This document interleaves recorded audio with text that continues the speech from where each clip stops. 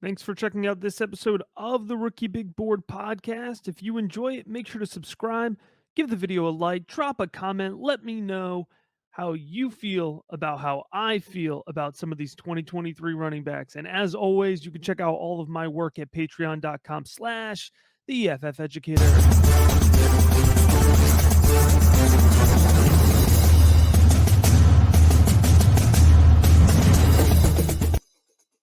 This is our second go around at summer scouting for the 2023 running back class. I apologize that it has been a couple weeks in between summer scouting episodes. From this point forward, we're going to be banging these things out about one per week. It has been really busy in the real life job, as I call it, 60 plus hour weeks the last couple weeks, but got an off day, so I wanted to sneak in a summer scouting video. Before we jump into it, I want to remind folks that the Rookie Big Board is available on Patreon, patreon.com/the FF Educator. I'm going to be reading through most of these player notes right off of the evaluations that are available to all patrons at the $3 level.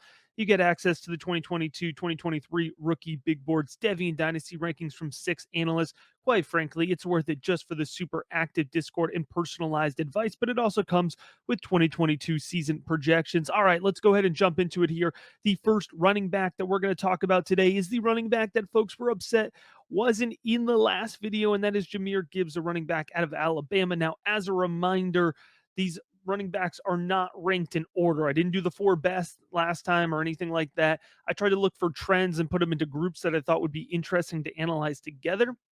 You'll see that the 4 running backs that we're going to talk about today are all players that were in the 2020 recruiting class, which means they are players who have the ability to enter the NFL still with their the earliest declaration possible, right? And that's, we can argue for a little while about the importance of that, but some folks find it important. I thought it'd be interesting to group these as folks who are into that early breakout age, right? Or early declaration, however you want to look at it here.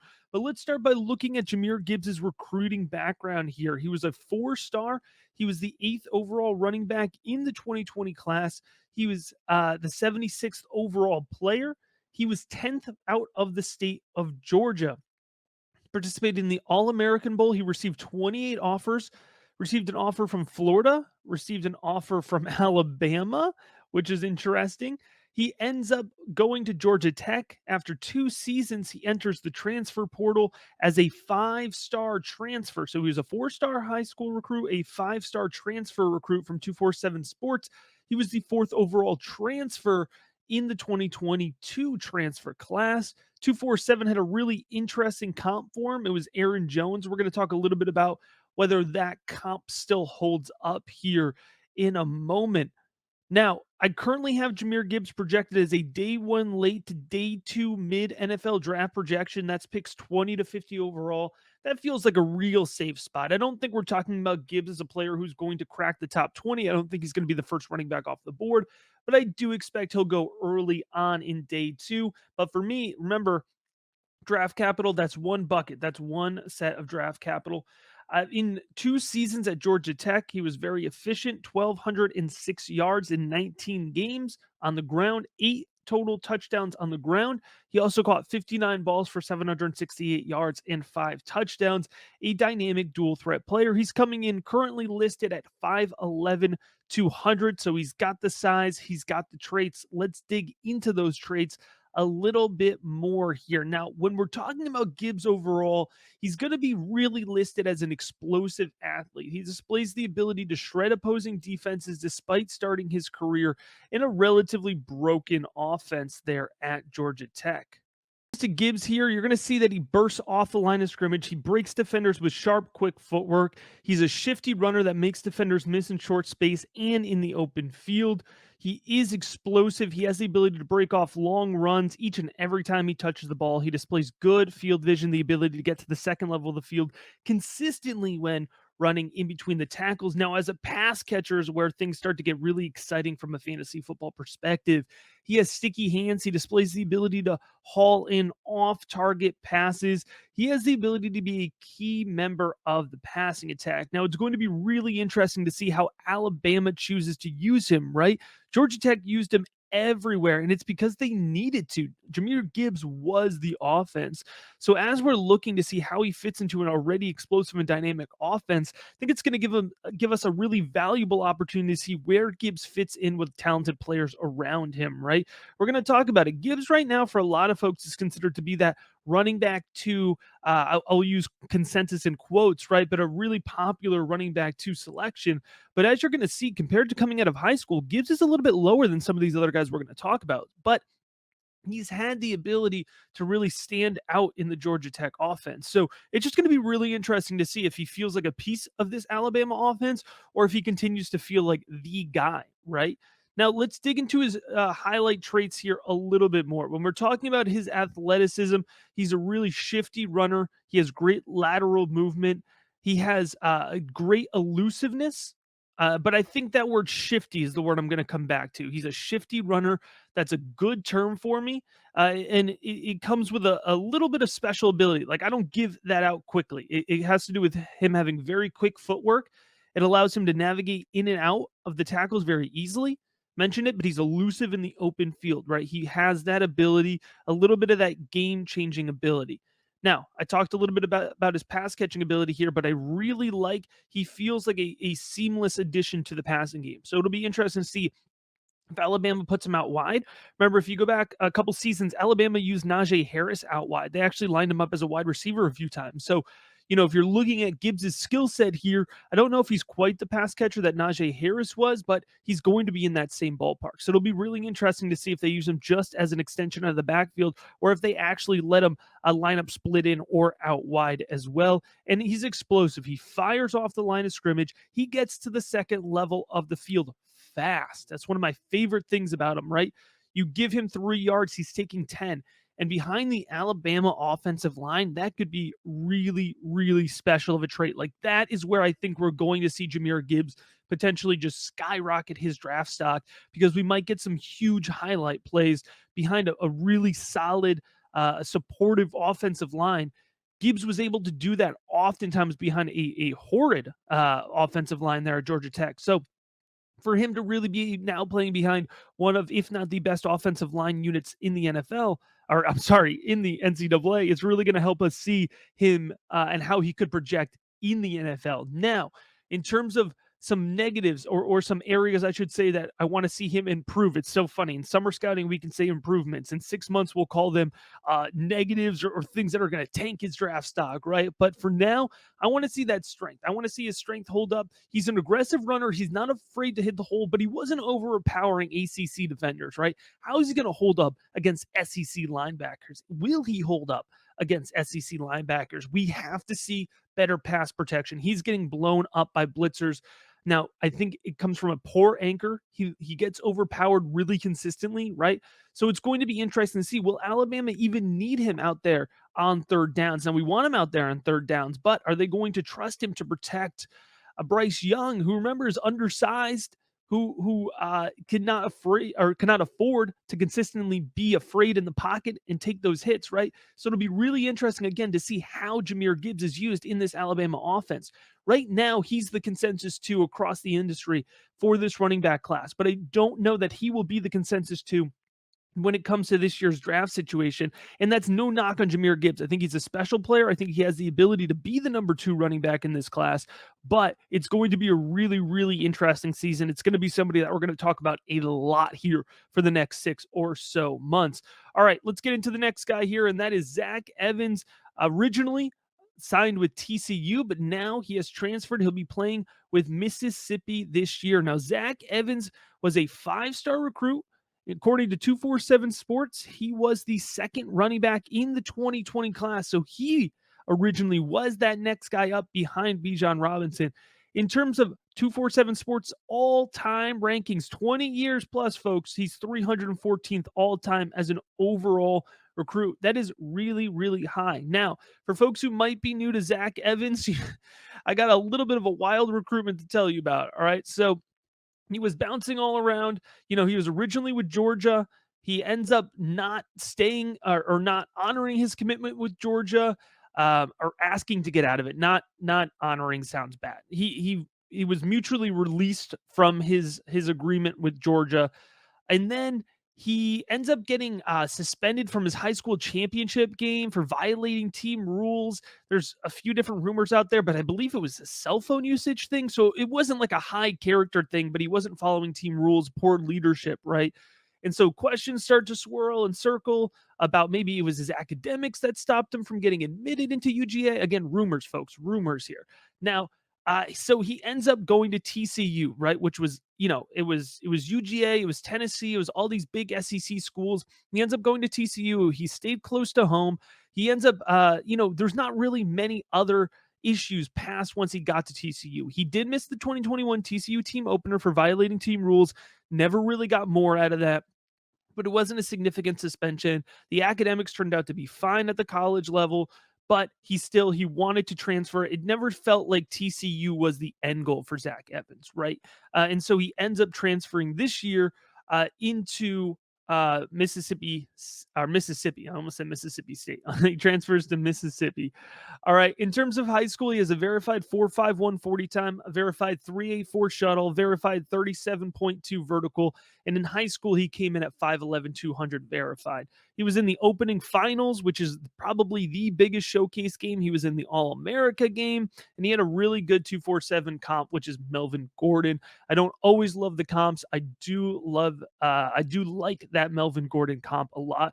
I currently have him projected to be a day one late to day two mid projection. I think that is projecting forward a little bit, but I have to tell you, I really, really enjoyed the Zach Evans film review. He is a fun runner. He has the potential to develop into a top running back in the NFL.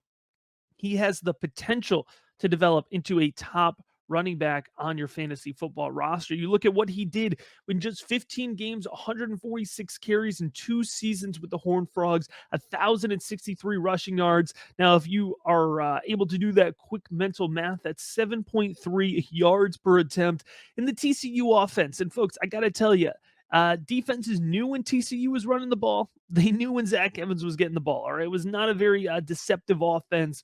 9 touchdowns on the ground. And again, just 146 carries, 18 receptions for 206 yards, and a touchdown. So he's going to head on over to Mississippi. He's going to head on over to Lane Kiffin's explosive offense. Now, Evans' game is defined by a smooth one-cut running style. He's a decisive runner. He hits the hole hard. He often bursts through holes that are very small. He has no business getting through for the big gains that he does pick up. He is subtly elusive. He displays the ability to slip past defenders. He can shake a linebacker right before contact, right? So it might not be these big highlight reel, ankle breaking moves, but it's very subtle, right? It's very subtle, and that can be just as even not, if not even more effective in terms of being elusive. When you can shake that linebacker right before contact, it's special. But don't get me wrong, Evans also will drop a mean spin move at times. I mean, this man is smashing the B button when we're talking about playing NCAA football, all right? Because we're only a year away. So we're going to start manifesting that B button spin move. All right. So he isn't physically dominating, but he does display good lower body strength and excellent contact balance. Right.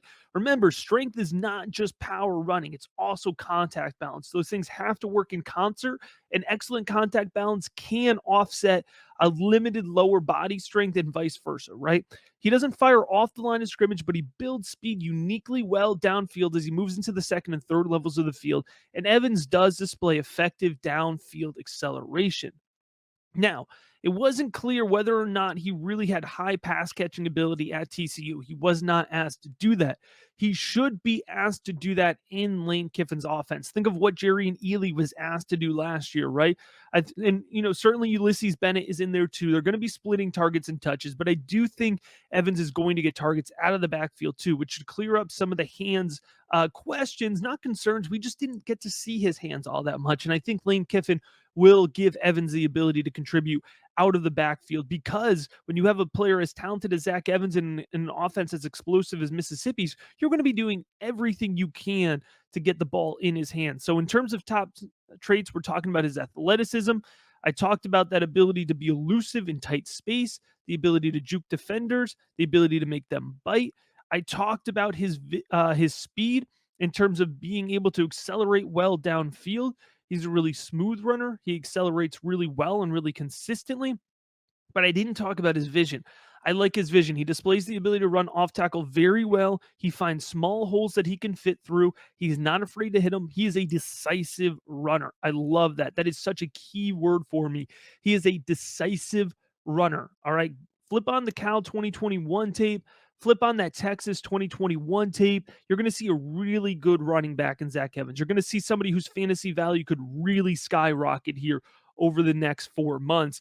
All right, Tank Bigsby. I call him the forgotten running back in this class, but if you go back and look at his recruiting, we're talking about a high 4-star recruit. He was 40th national in the 2020 class. Now, if you're not familiar, there's going to be about in any year about in the low 30s in terms of 5 stars. So we're talking about a guy who missed a 5-star rating by about 6 or 7 slots. All right. So it's almost a 5-star guy. He was the 4th overall running back in the 2020 class. Remember, that's kind of the trend that we're picking up. All of these guys could be, quote, early declares from the 2020 recruiting class. He received 34 offers. Tank Bigsby received 34 offers.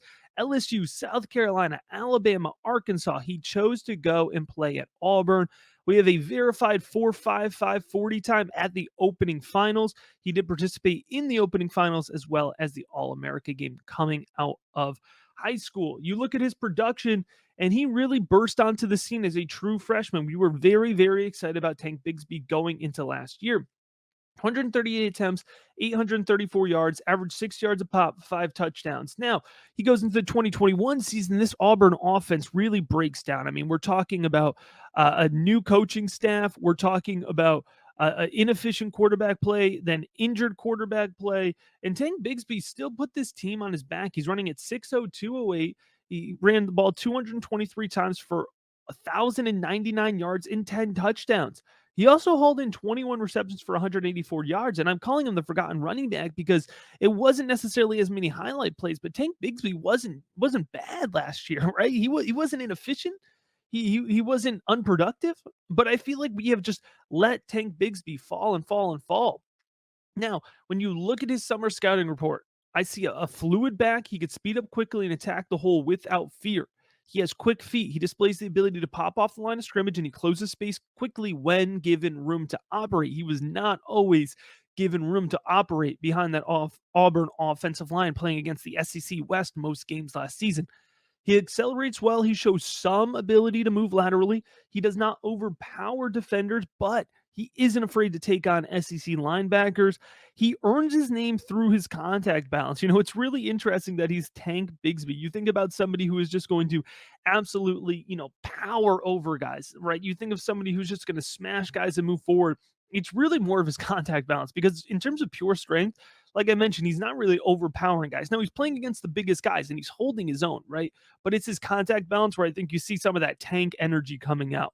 All right. And you can see him also be athletic and break guys, right? There's multiple opportunities for you to flip on that tape, right? Flip on the South Carolina 2020, the Arkansas 2021, Alabama 2021, and you could see him actually breaking the ankles of defenders in what I would call a phone booth, right? In tight space. So he's not gonna, be overly elusive, but in tight space, he's able to make some guys miss.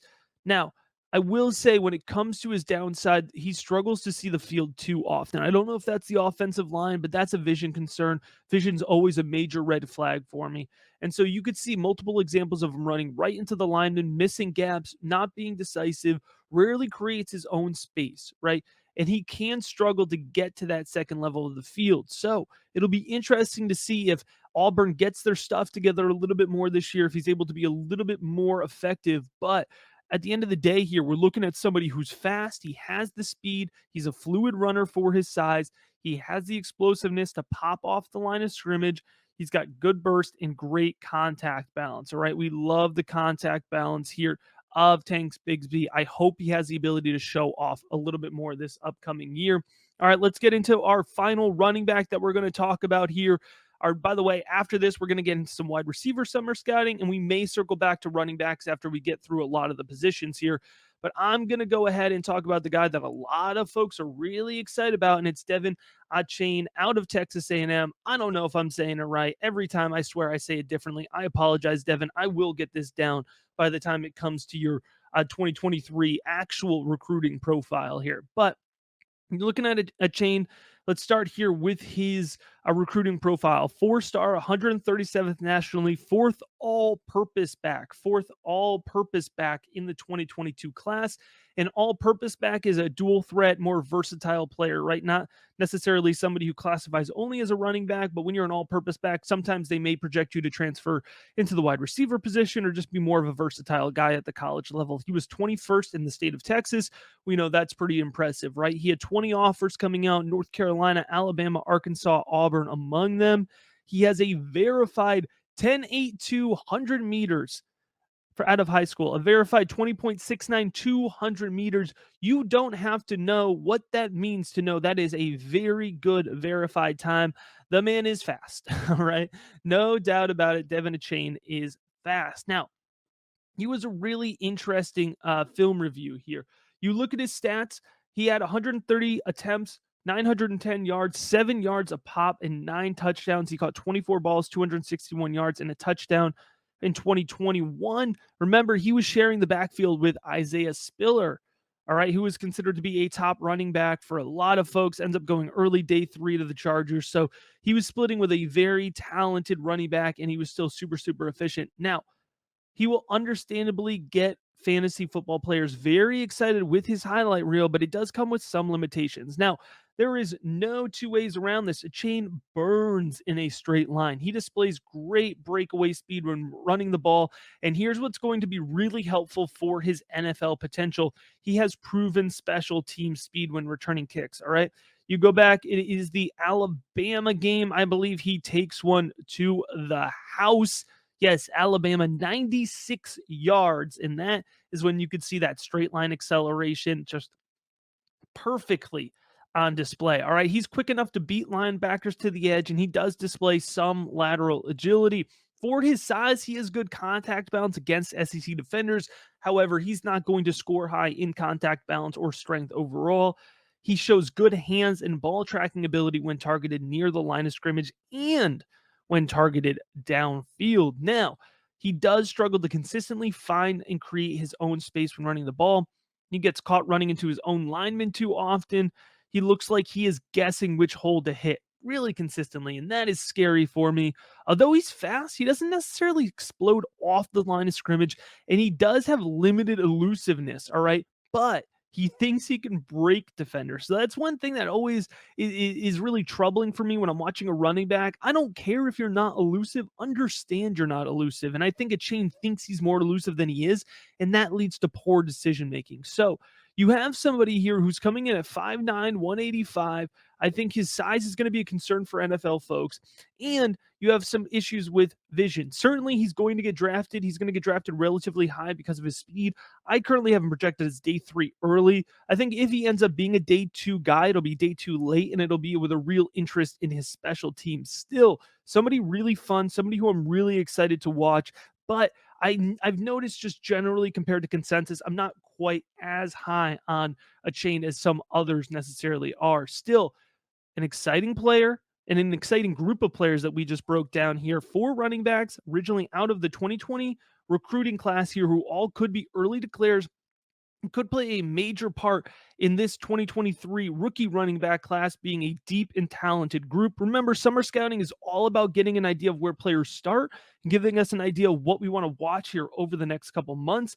As we do that, I encourage folks to watch along with us in the Rookie Big Board Discord. Go ahead and jump in. Again, just $3 a month. You get access to all of these summer scouting evaluations. I pretty much read off of the evaluations for you all right? That gives you a really good insight and idea of what you have available to you.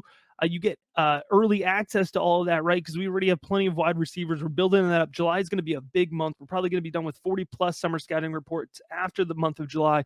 Really excited about that. On top of that, again, just $3 a month, folks. Cannot get a better value. You get Dynasty and Devy rankings, as well as 2022 seasonal projections, and of course, personalized insight and advice on your fantasy football roster.